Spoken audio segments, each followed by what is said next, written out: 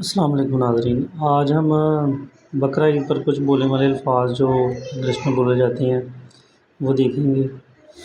تو میں نے اس لیے یہ الفاظ بنائے ہیں تاکہ عید کی مناسبت سے یہ بھی پتہ ہونا چاہیے ہماری ویکیبلری میں اضافہ ہو۔ تو سب سے پہلے ہے جی جس کے لیے سب کو تلاش ہوتی ہے، بچر کسائی کو کہتے ہیں، جو ذبح کرتا ہے۔ کسائی جو ٹول استعمال کرتا ہے ذبح کرنے کے لیے وہ کلیور ٹوکا ہوتا ہے، اور ٹوکے سے جو پیس کیے جاتے ہیں بکرے کے گوشت کے، چاپ ٹکڑے کرنا، ٹھیک ہے جی۔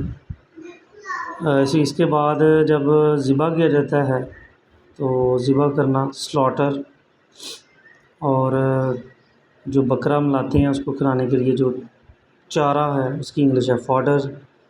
اس کے بعد ہے اس کا گوشت کے جو مختلف حصے ہیں ان میں ران ہے، تھائے۔